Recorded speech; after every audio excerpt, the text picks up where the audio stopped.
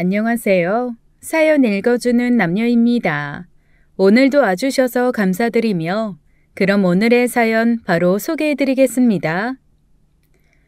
저는 30대 후반의 여성입니다.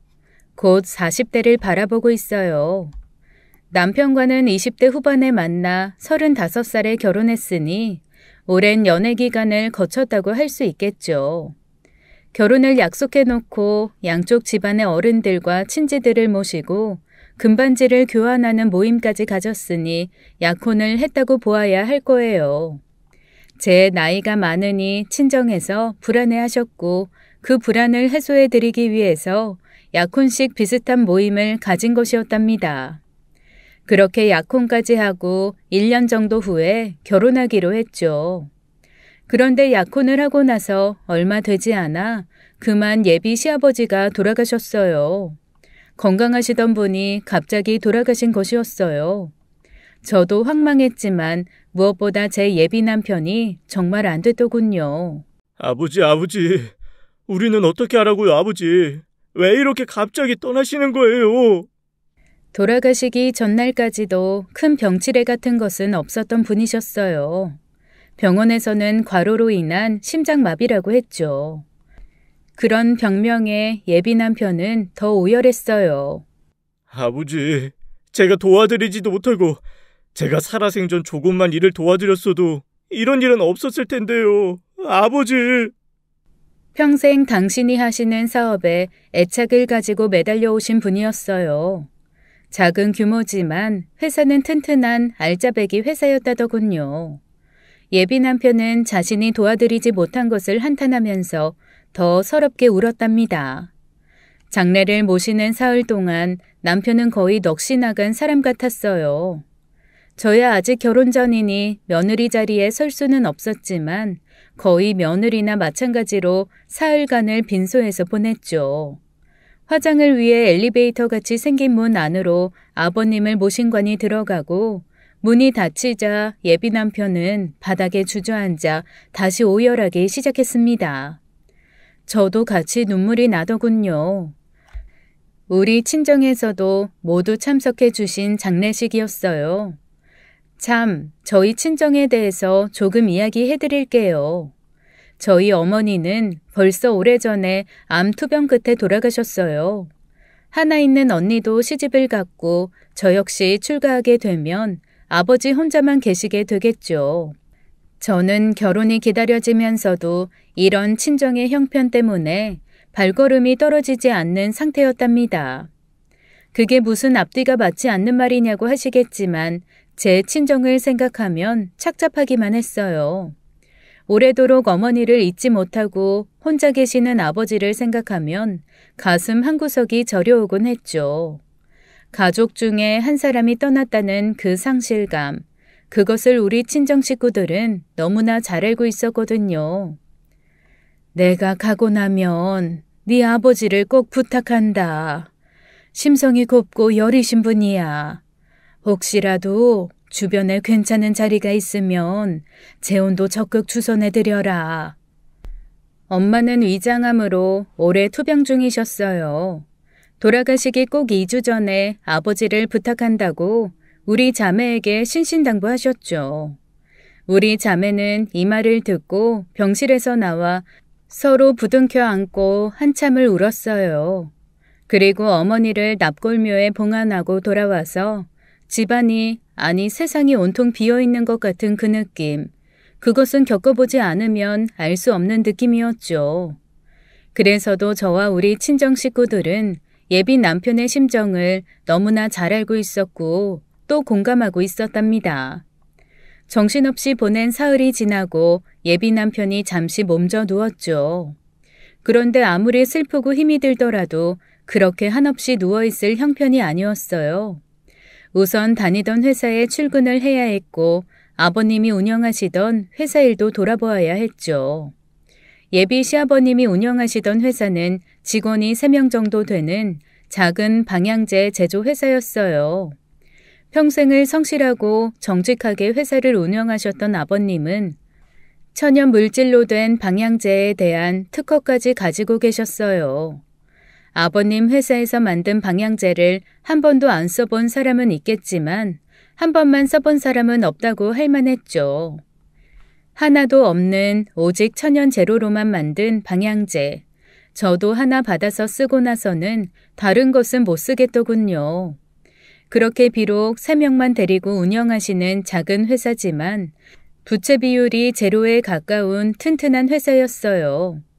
아버님은 회사에서 하는 일이 단순히 돈을 버는 일이 아니라 사회에 필요한 일을 하는 것이라는 긍지를 가지고 계셨답니다. 그래서도 그 일에 너무나 집중하셨죠. 우리를 믿고 이 아드님이 회사를 운영해 주셔야죠. 우리야 젊었을 때부터 돌아가신 사장님과 함께 제품 개발하고 이 스스로 판로를 개척하면서 나이 든 사람들입니다. 정말로 회사에 있는 직원 3분은 아버님 또래 정도로 나이 든 분들이셨답니다. 회사가 생길 때부터 아버님과 같이 일해오신 가족과도 같은 분들이었어요.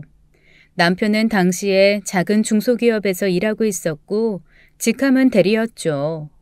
남편 아니면 아버님의 회사를 물려받아 운영할 사람이 없었어요.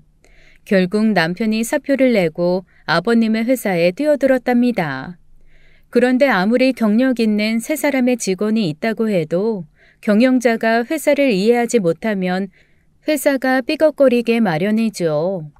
남편은 아버님의 회사에 대해 거의 아무것도 몰랐답니다. 그저 천연재료로 방향제를 만든다는 것밖에는요. 아버님이 살아계셨다면 납품받기로 한 제품 수가 800가량 됩니다. 그런데 새 사장님이 운영하시면서 아무래도 힘드시지 싶어요. 저희가 소매 상인들과 잘 이야기해서 트러블 없도록 해보겠습니다. 아버님이 워낙 잘 운영하시던 회사라서 오랜 거래처들에서는 상황을 10분 이해하고 힘 닿는 데까지 도와주려고 애썼어요. 처음에 비해 많이 파악했다고는 하지만 아직도 회사 일을 잘 이해 못하고 있던 예비 남편은 약속한 대로 1년 후에 저와 결혼을 하게 되었습니다. 회사는 이제 그나마 어느 정도 정상 궤도에 올라 있는 상태였어요. 돌아가신 아버님만큼이나 회사에 애착을 가지고 있는 3명의 직원들과 거래처들의 이해로 1년을 무사히 운영할 수 있었죠. 아버님이 개발하신 방향제는 여전히 잘 팔려나갔답니다. 그러나 제품은 좋은데 판로를 개척할 영업부가 따로 있는 것도 아니었어요. 그렇다고 광고비를 펑펑 쓸 수도 없는 입장이었죠. 그래서 시작하셨을 때나 지금이나 작은 규모였고 직원들 월급을 비롯한 운영비를 빼면 남편이 손에 쥘 수 있는 돈은 한 달에 약 700만 원 가량이었습니다. 그런데 남편이 이전에 다니던 중소기업에서 벌던 돈은 300만 원이 채 안 되는 액수였어요. 수입이 거의 3배로 늘어난 것이었죠. 돌아가신 시아버님이 근검과 절약으로 회사를 운영하신 것처럼 저희 아버지는 평생을 월급쟁이로 검소하게 살아오신 분이랍니다. 신문지 하나 허투루 버리는 법이 없었어요. 착착 개어놓으면 언젠가는 쓰게 될 때가 있더라고요. 남편도 결혼 초에는 그렇게 검소하게 생활했었죠.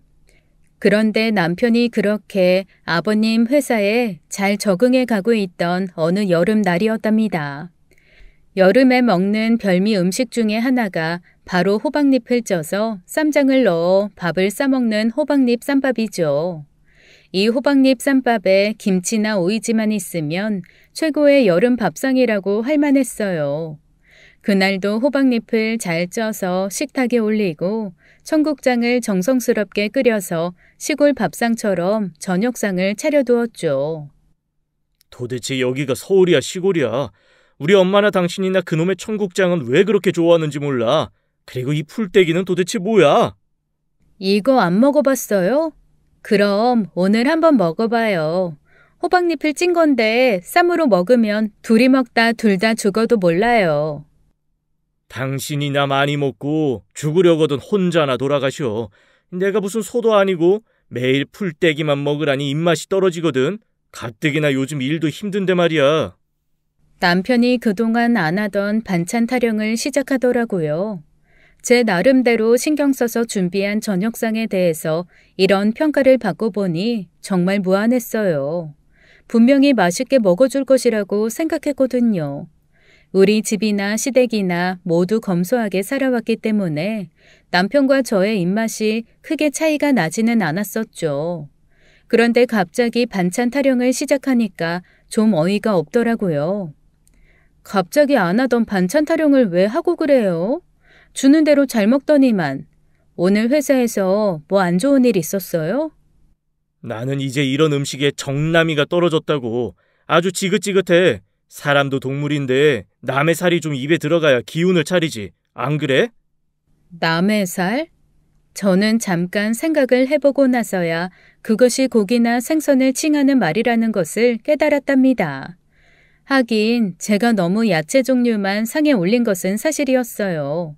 그래서 다음 날 저녁에는 고등어 자반을 한 손 사다가 뚝배기에 보글보글 끓여 자작하게 만들어 상에 올렸죠. 이것도 여름의 최고의 별미랍니다. 찬물에 밥을 말아서 이 반찬 하나면 또 한 끼가 뚝딱이죠. 이 반찬은 시어머니도 좋아하시는 반찬이었어요. 그래서 남편도 익숙하다는 것을 잘 알고 있었기 때문에 굳이 싱싱한 재료를 골라서 만들어 상에 올린 것이었답니다. 생선이라면 아는 게 고등어밖에 없지? 아니, 꽁치 정도는 알 수도 있겠네. 나는 이런 거 이제 아주 지겨워 죽겠거든. 내일은 갈치 좀 좋은 거 사다가 적당히 잘 구워서 먹게끔 해줘. 여름이라 입맛이 떨어져서 힘들다고. 여름에 입맛이 떨어진 사람들에게 이 짭조름한 고등어 자반이야말로 알맞은 음식이었는데 남편은 오늘도 반찬 타령이었어요. 그리고 갈치구이요? 세상에, 갈치가 얼마나 귀하신 몸인데 우리 형편에 갈치를 사 먹나요? 갈치는 제대로 살 붙은 거 사려면 한 마리에 3만 원 이상 줘야 돼요. 그나마 최소가 3만 원이라니까. 그런 건 명절 때나 어른들 오셨을 때나 상에 올릴 물건이지 우리끼리 먹기에는 너무 비싼데. 돈 3만 원 가지고 구질구질하게 굴지 말고 갈치구이 먹고 싶으니 해놔. 그리고 내일 금요일이라 친구들 몇 놈이 저녁 늦게 술 한잔하러 우리 집에 오기로 했으니까 그 구질구질한 소주 내놓지 말고 와인 몇 병하고 치즈 좀 사다 놓고. 와인이라면 우리나라를 대표하는 소주 회사가 만든 몇천 원짜리 포도 주스만도 못한 것을 말하는 것은 아닐 테고 적어도 프랑스산이나 칠레산 포도주를 말하는 것이겠죠. 그게 한 병에 얼만데 그걸 준비해 놓으라는 것인지 좀 황당하더군요. 그러면서 지갑을 열어 5만 원짜리 지폐 여러 장을 제게 주는 것이었어요.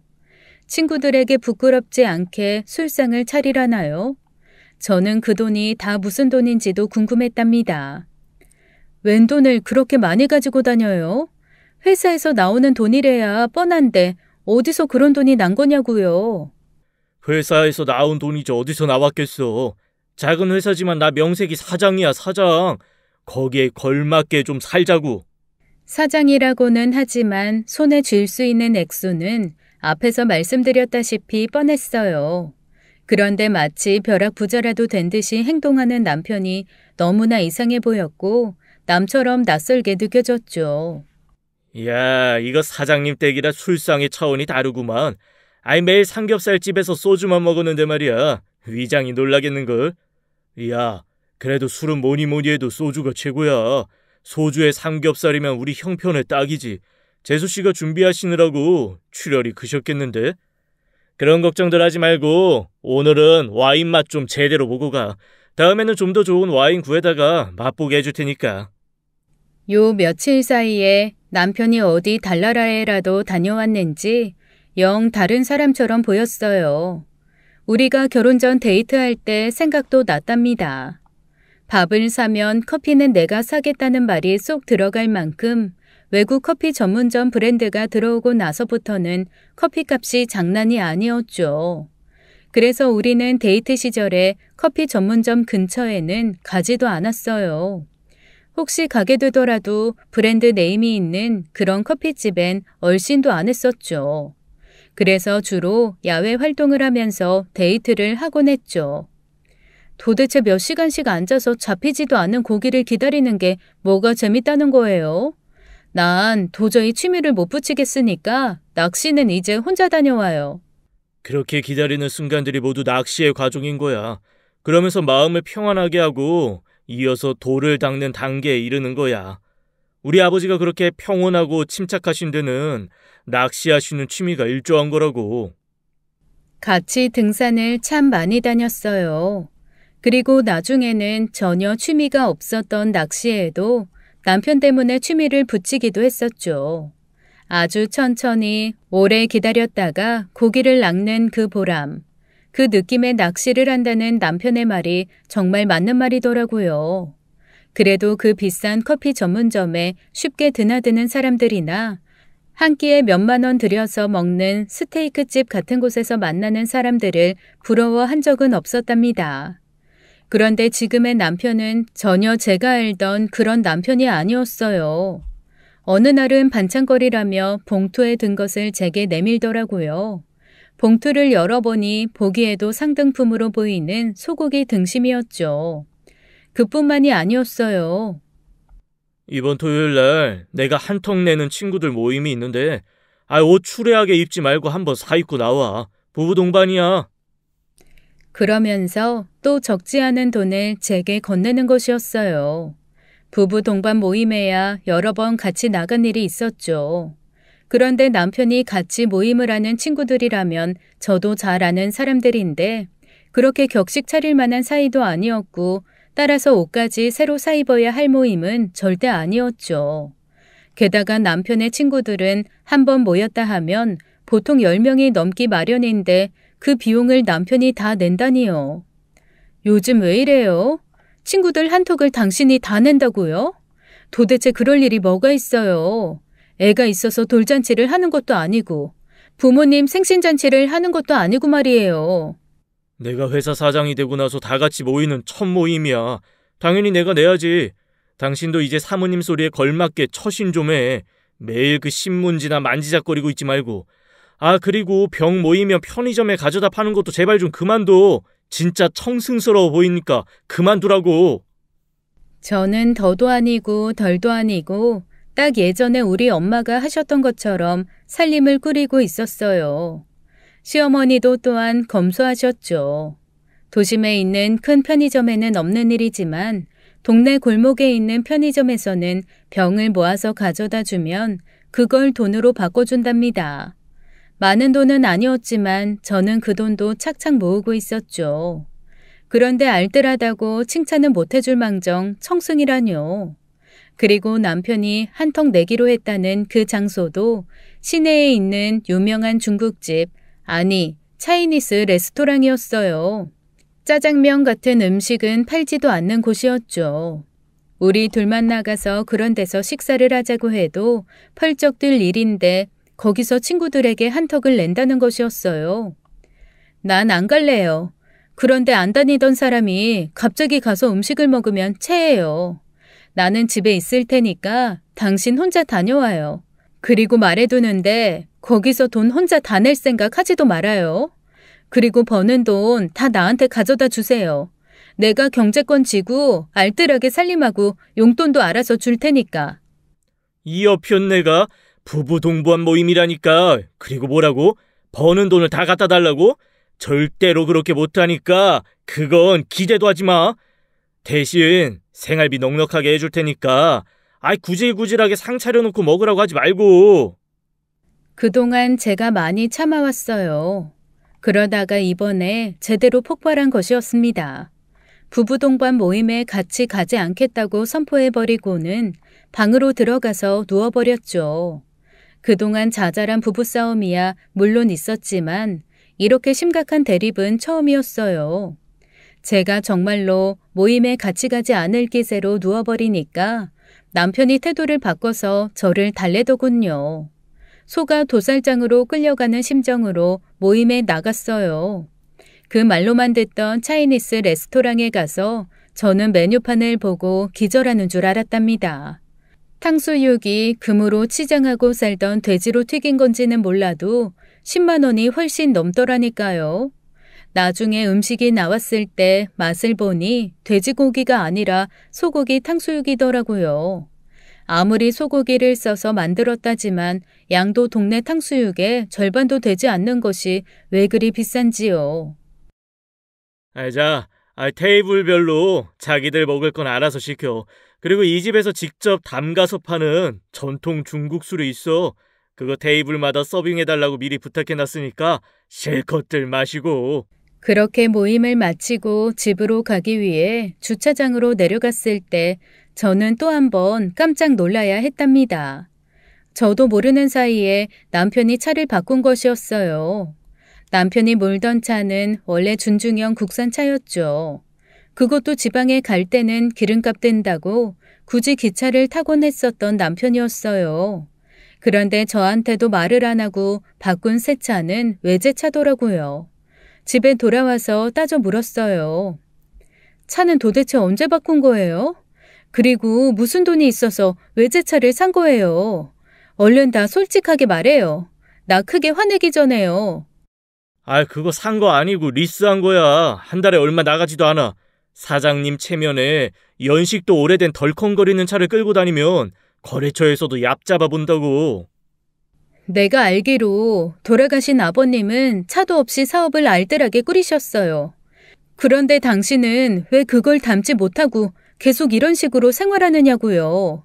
외제차 리스라면 그 비용도 적지 않을 텐데 남편이 도대체 왜 이러는지 알다가도 모를 일이었어요.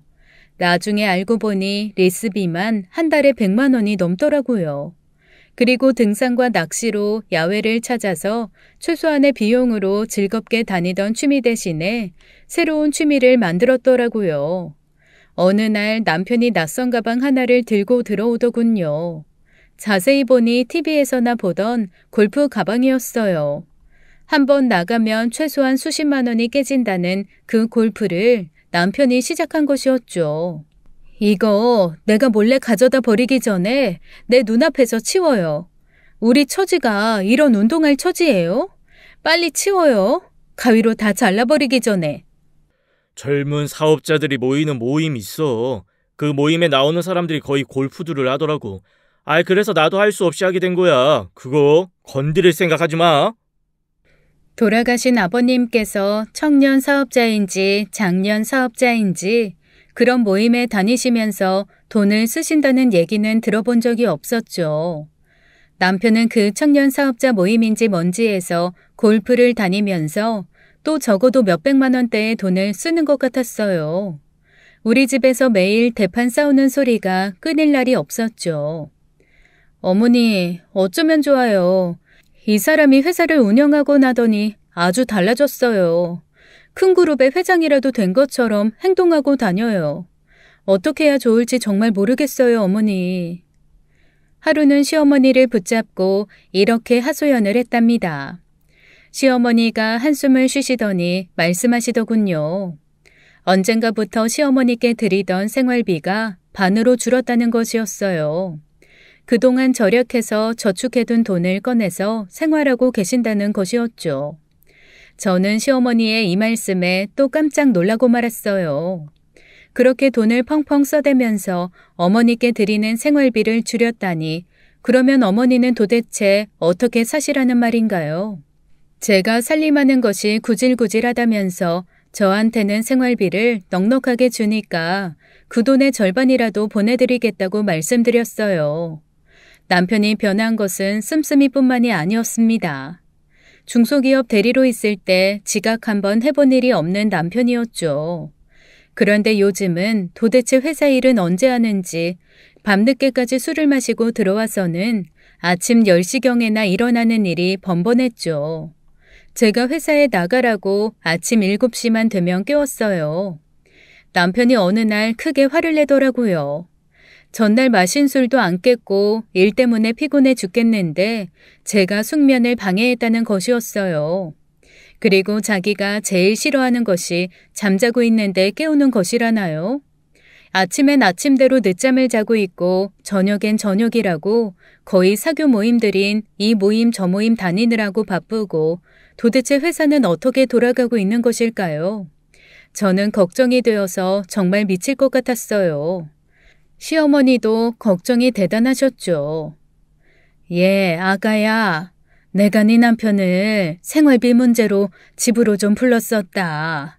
도로 생활비를 주겠다고는 하는데 얘기를 하다 말고 자꾸 밖으로 나가더구나.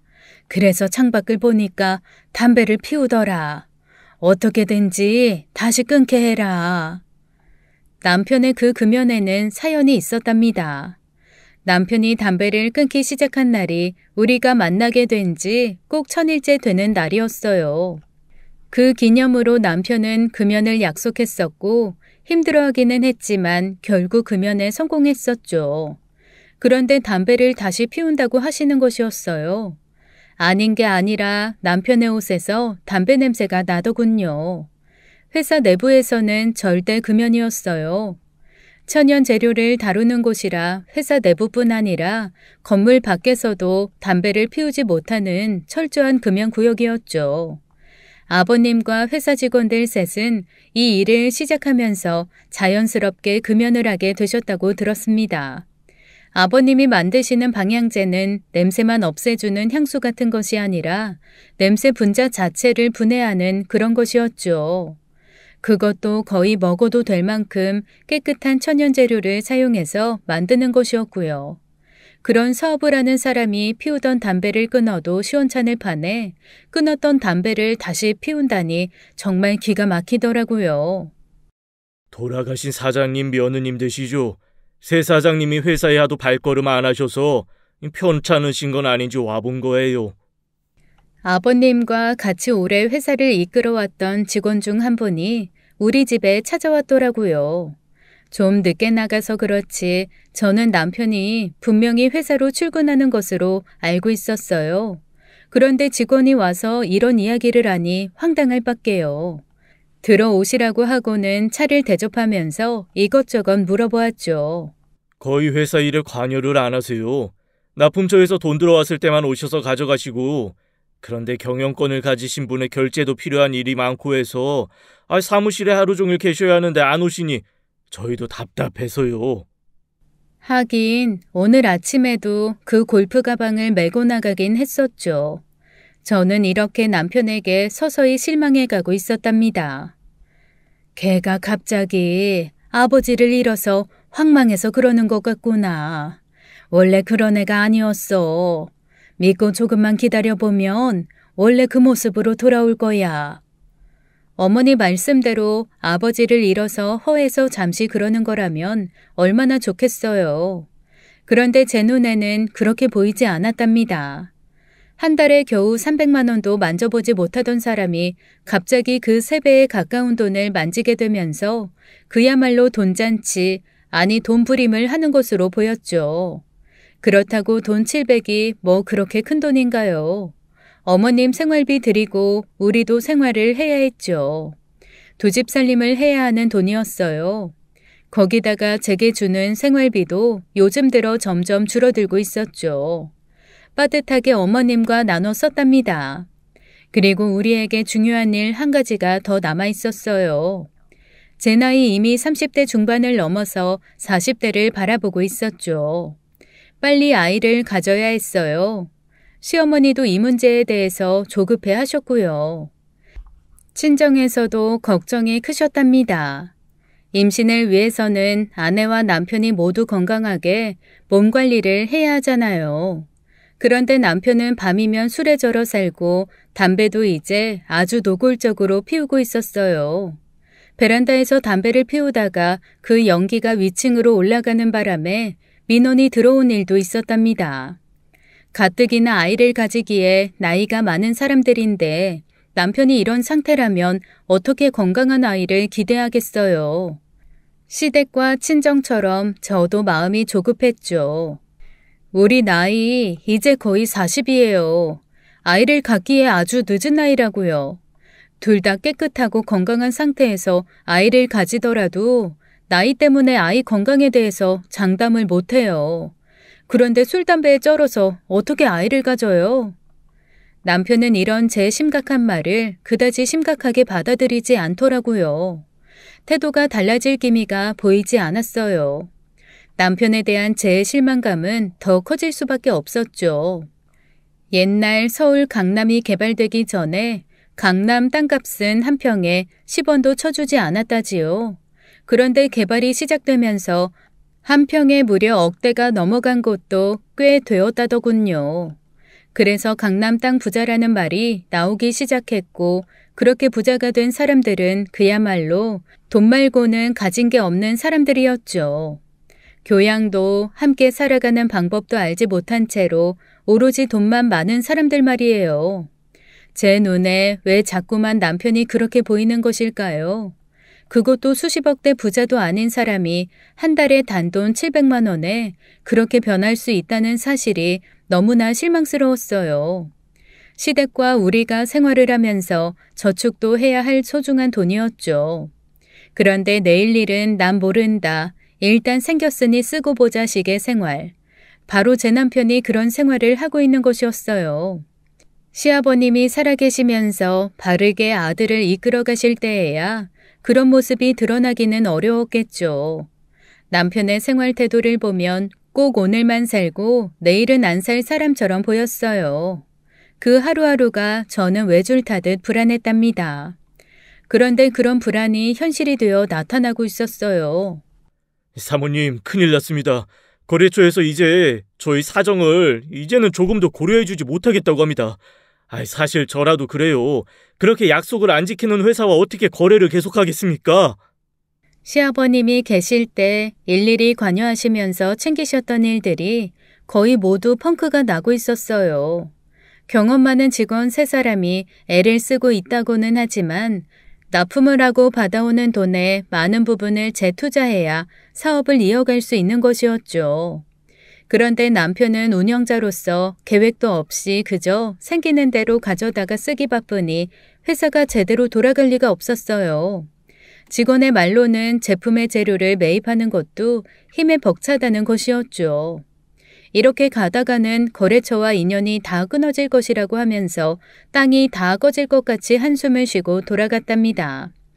제가 끝까지 하지 않으려 했던 일, 그 일을 이제 해야 했어요. 남편의 영역인 회사 일에 관한 한 터치하지 않으려고 했었죠. 그런데 나가서 어떻게 돌아가고 있는지라도 알아야 할 것 같았어요. 듣는다고 과연 내가 알아듣고 제대로 이해할 수 있을까 싶기도 했지요. 그저 나가서 직원들 모두의 이야기나 들어보고 오자 이런 생각이었습니다. 사장님이 들어오는 자금 모두 가져가시니 재료를 사올 수가 없어요. 그러니 물건을 만들 수도 없고요. 거래처들에서 지금 난리 났습니다. 나가보니 일단 정기적으로 납품을 하는 회사들에 납품을 못하고 있다는 것이었어요. 사장이라는 사람이 일에 관여를 안 하는 것도 모자라서 재료를 매입할 돈도 안 남기고 모두 개인 용도로 써버리니 무슨 돈으로 제품을 만들겠어요. 직원들의 이야기를 들으면서 일 처리에까지 나태한 남편에 대한 저의 실망감은 커져가기만 했습니다. 그나마 해외에서 들어오는 주문과 그에 대한 판매 대금에는 아직 손을 대고 있지 않아서 그것에 의존해 근근히 회사를 운영해 가고 있다는 말을 들을 수 있었죠. 우리 얘기 좀 해요. 당신 아버님이 평생 일궈오신 회사를 들어먹을 생각이에요? 긴 말 안 해요. 둘 중에 하나 선택해요. 지금까지처럼 살면서 나하고 손절을 하든지 아니면 정신을 차리든지요. 정말 남편의 태도에 따라서 별거도 불사하면서 어디 시골에 내려가서 작은 밭이나마 마련해서 농사 지으면서 살 생각까지 했답니다. 제 태도가 하도 단호하니까 남편이 뭔가 달리 생각을 했던 모양이더군요. 다음 날도 만취해서 들어오긴 했지만 그 다음 날 술이 덜 깬 채로 어쨌든 일찍 출근을 하더군요. 그렇게까지 이야기를 했는데도 여전히 술과 담배에 쩔어 살았고 골프같이 돈 많이 드는 취미는 버리지 못하는 것 같았어요. 그런데 단 한 가지, 회사에는 제 시간에 출근을 하고 있었죠. 한꺼번에 어떻게 100리를 가겠어요. 한 걸음부터라고 생각하고 지켜보기로 했답니다. 그러던 어느 날 그날도 남편이 술에 취해 들어온 날이었어요. 회사에서 전화가 오는 것 같더라고요. 뭐라고 하는 말인지 잘 들을 수는 없었지만 전화 속에서 들리는 직원의 말이 뭔가 다급한 것 같았답니다. 10배로 주문했으면 10배 더 만들어서 납품하면 되지 뭐. 당분간 야근들 좀 합시다. 남편의 목소리는 느긋했지만 전화 속에서 들려오는 말소리는 매우 빨랐어요. 10배로 주문을 했다? 얼핏 듣기에 남편이 무슨 실수를 한 것 같더라고요. 다음날 남편이 출근하고 나서 곰곰이 생각을 하던 저는 직원 하나에게 전화를 걸었죠. 자세한 상황을 물었어요. 그 직원도 또 땅이 꺼지게 한숨을 쉬더군요. 큰일 났다고 하면서요. 중국 시골 쪽에 재료를 주문합니다. 그쪽 공기가 아직 좋고 오염되지 않은 재료를 구할 수 있어서요. 돌아가신 사장님이 계실 때도 그쪽과 계속 거래했었지요. 그런데 새 사장님이 그게 10,000개분의 원료를 주문하셨어야 하는데 그만 0을 하나 더 붙이셨어요. 그래서 10만 개분을 주문했지 뭡니까? 그럼 빨리 취소를 하셨어야죠. 지금이라도 빨리 조치를 취해보세요. 이미 그쪽에서 발주를 받고 원료 생산에 들어갔고 취소를 할 수 있는 시간이 지나버렸다고 하는데 어떻게 하면 좋습니까? 저희 셋이 지금 발을 동동 구르고 있는데 방법이 없어요. 지난밤에 남편이 하던 말이 생각나면서 저는 화가 치밀었어요.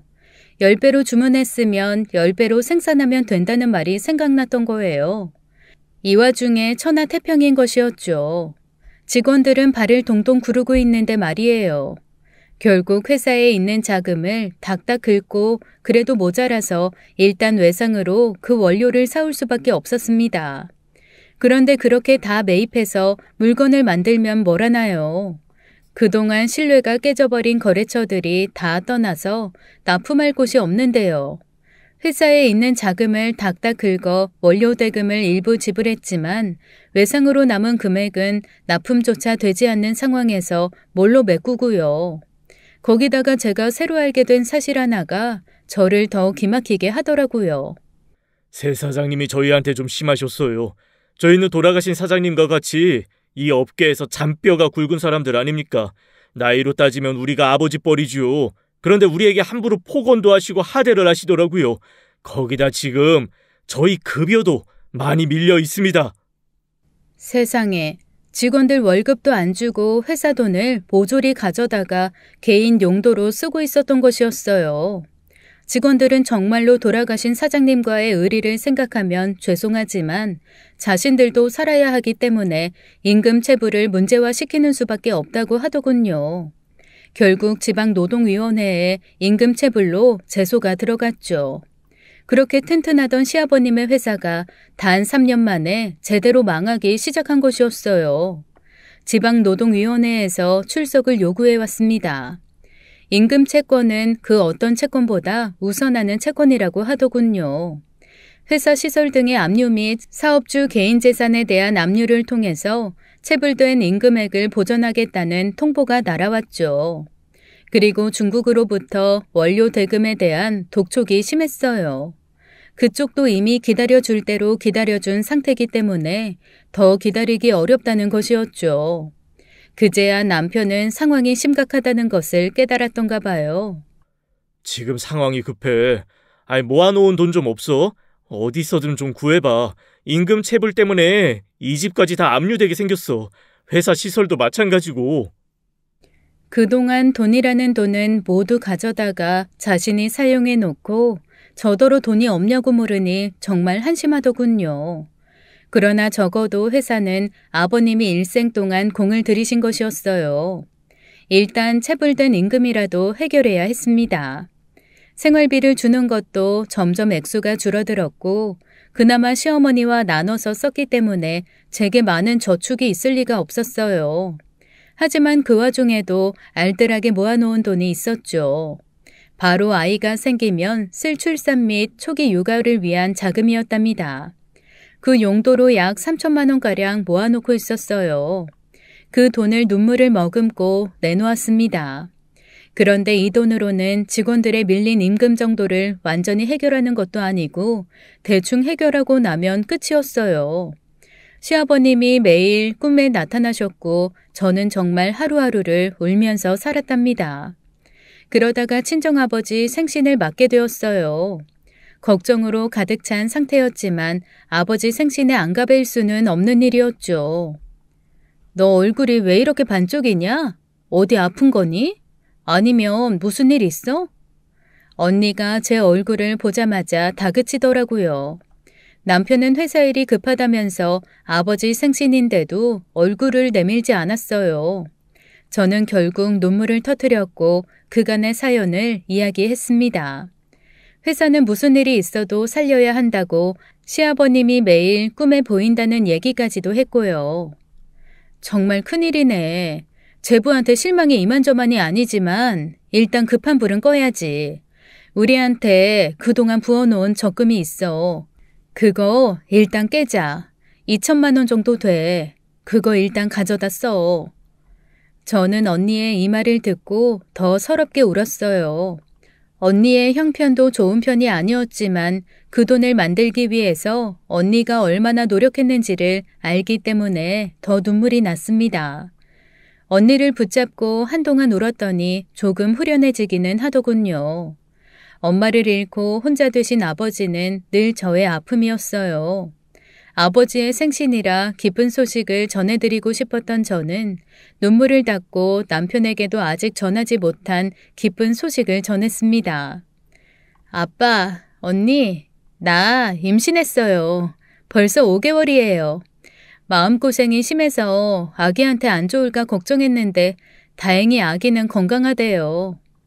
친정 아버지가 뛸 듯이 기뻐하셨어요. 물론 언니와 형부도 진심으로 축하의 말을 해주었죠. 그렇게 저 때문에 어느 정도 무거워진 분위기 속에서 아버지의 조촐한 생신잔치가 끝났고 모두들 집으로 돌아갔습니다. 그러고 나서 며칠이 흘렀어요. 친정 아버지께서 몸소 저희 집에 찾아오셨더라고요. 사위가 망하면 너도 같이 망하는 거야. 네가 아이를 가졌다니 더 생각할 여유가 없더구나. 내 이름으로 된 집이라도 이용해서 사위를 살려야지. 네 엄마와 결혼하고 나서 계속 같이 살아온 집이야. 일기 신도시 아파트니까 말이다. 오래돼서 큰 돈이 되지는 못했지만 담보대출 받았다. 사위한테 계좌로 오늘 중으로 이체할 생각이다. 딸 자식이 할 수 있는 가장 큰 효도가 뭐겠어요. 시집가서 잘 살아주는 것이겠죠. 그렇게 보면 저 같은 불효자식은 없을 거예요. 이런 불효자식도 자식이라고 사시고 계신 집을 담보로 돈을 만들어 오신 것이었습니다. 이번에는 정말 죄송한 마음에 눈물이 흘렀어요. 친정아버지는 우는 저를 다독이셨고 다 잘 될 것이라고 위로하셨어요. 그리고 다른 생각 말고 오로지 뱃속의 아이 생각만 하라고 하셨죠. 그렇게 친정아버지와 언니의 도움으로 회사는 어쨌든 숨통이 트이게 되었습니다. 다 죽어가던 회사가 이제 살아날 길이 열린 것이었어요. 장인어른, 제가 이 사람 데려다가 호강시키지는 못할 망정 마음고생, 몸고생만 실컷 시켰습니다. 거기다가 이제 제 잘못으로 장인어른과 처형께 피해까지 입혔어요. 다시는 지나간 날처럼 살지 않겠습니다. 용서해 주시고 한 번만 더 믿어주십시오. 남편이 친정아버지 앞에서 무릎을 꿇고 오열을 하는 것이었어요. 위기에 처해보더니 따끔한 것을 느꼈고 그래서 정신이 어느 정도 든 것 같았죠. 그제야 저는 지난 5개월 동안이나 말하지 않고 뱃속에서 혼자 키웠던 아이, 그 아이의 존재를 남편에게 알렸습니다. 내 몸 안에서 우리 아이가 자라고 있어요. 당신한테 알릴 시간도 마음의 여유도 없었어요.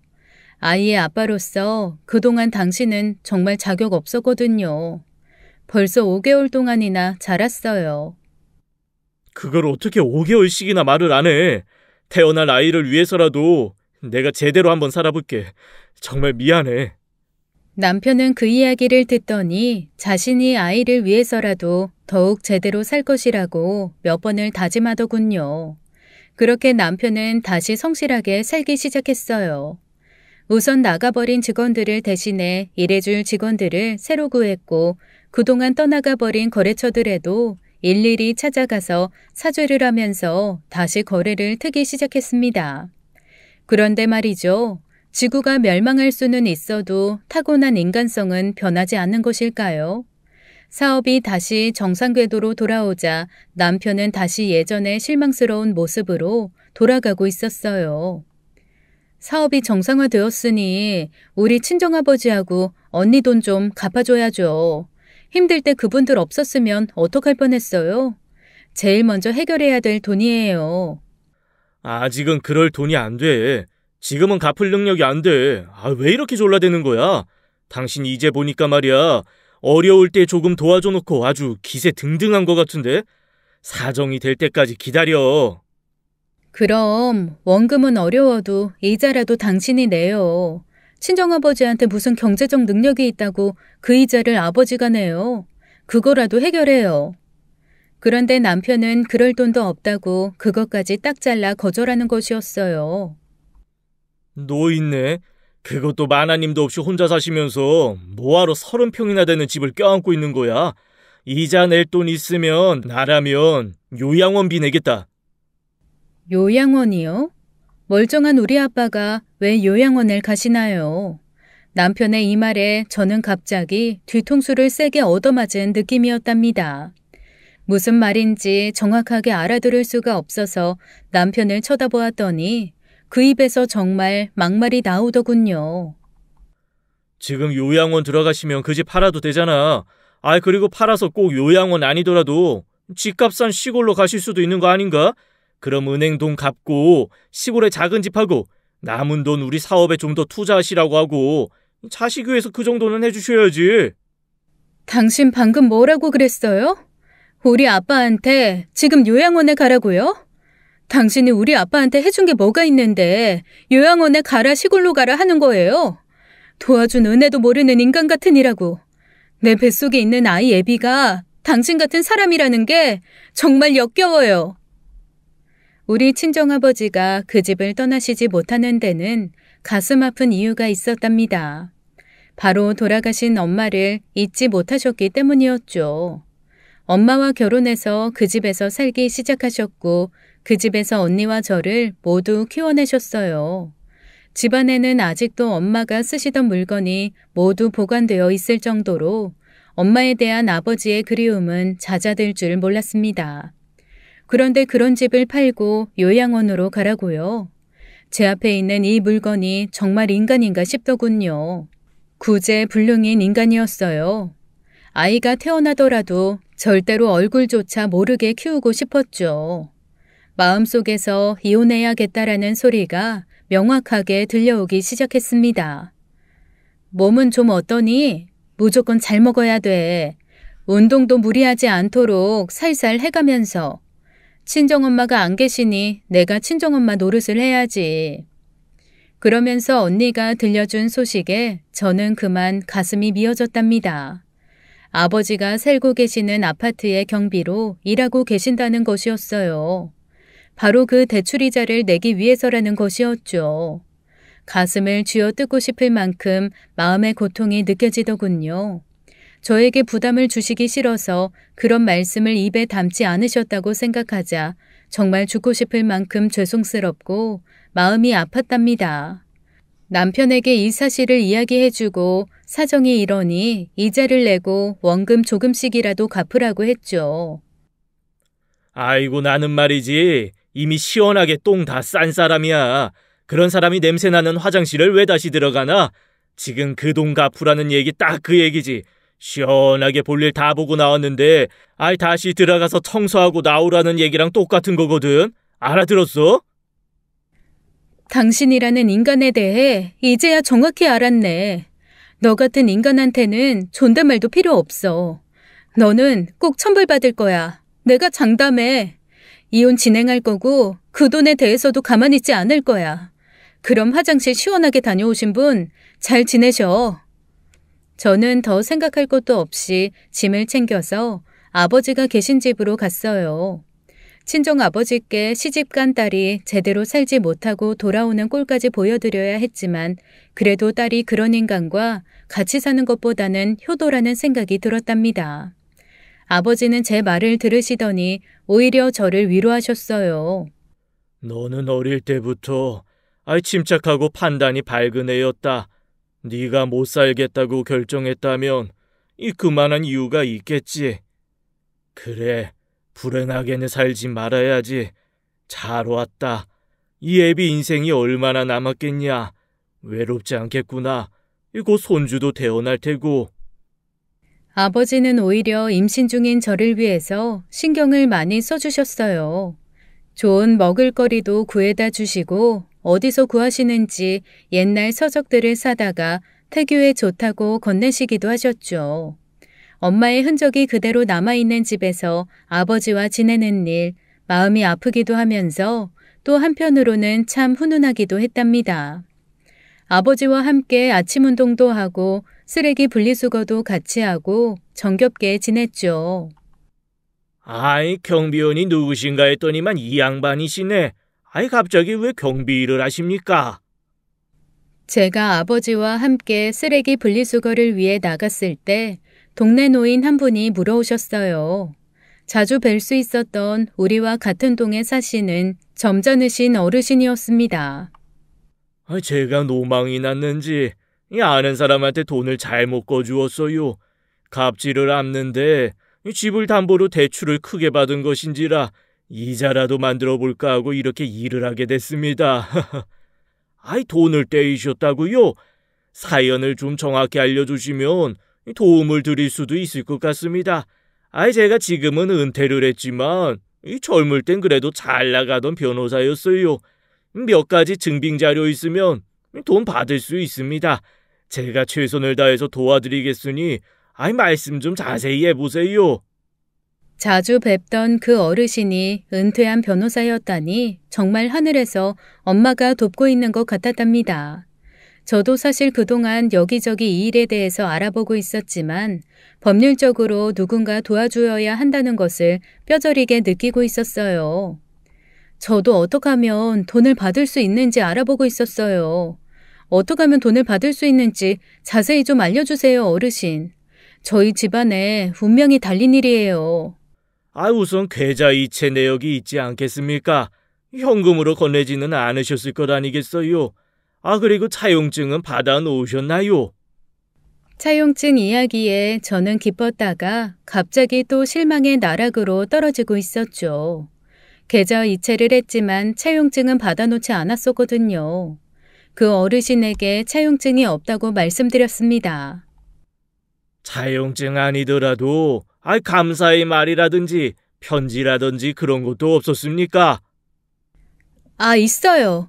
물론 말씀대로 계좌이체로 전달했고요.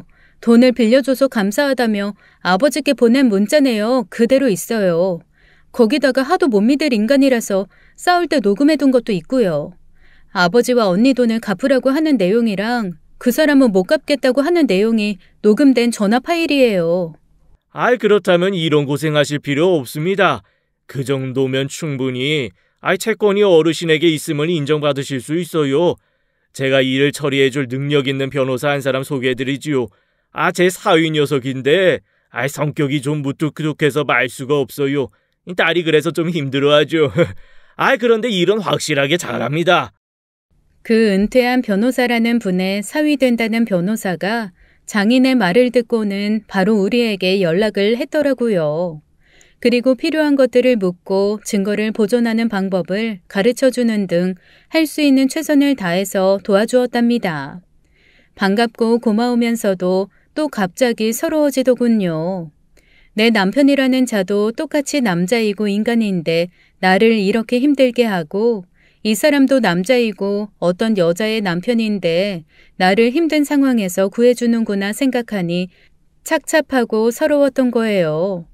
사위 된다는 그 변호사가 우리 아버지와 언니의 대리인이 되어 남편의 계좌와 재산에 대해서 가압류를 진행해 주었습니다.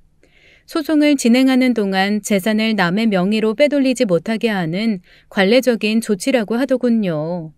소송 기간을 거쳐야 하기 때문에 좀 지루하겠지만 우리 쪽이 돈을 받을 법적 지위인 채권자이고 남편이 돈을 갚아야 하는 채무자임을 증빙하는 일은 100% 우리 쪽에 유리하다고 했습니다.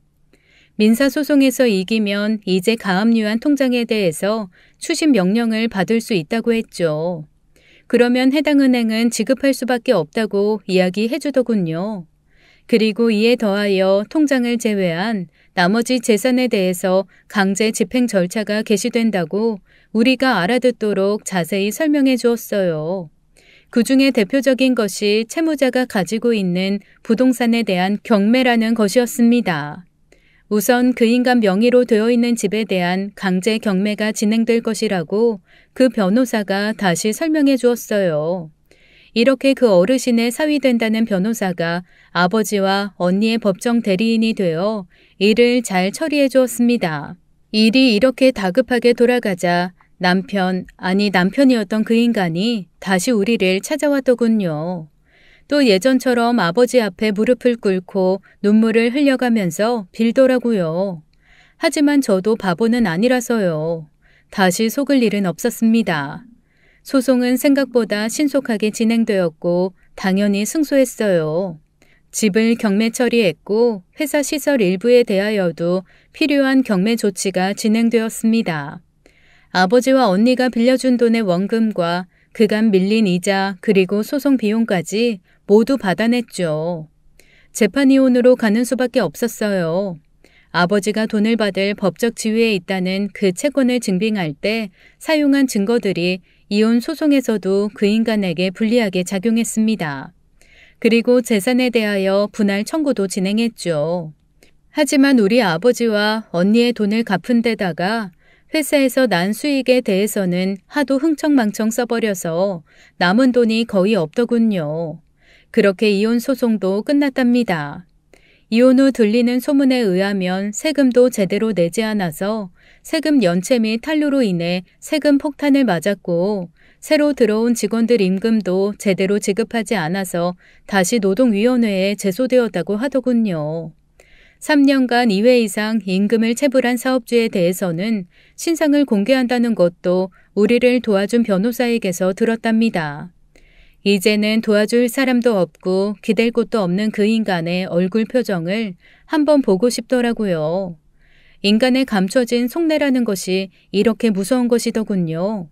그러나 그런 인간에게 굴하지 않고 맞서는 용기 있는 사람들도 있다는 것을 여러분들이 이제 아셨으리라고 생각해요. 오늘의 사연 여기까지 전해드리겠습니다. 들어주셔서 감사합니다. 지금까지 사연 읽어주는 남녀였습니다. 끝까지 시청해주신 여러분 감사드리며 저희는 다음 사연으로 돌아올게요. 감사합니다.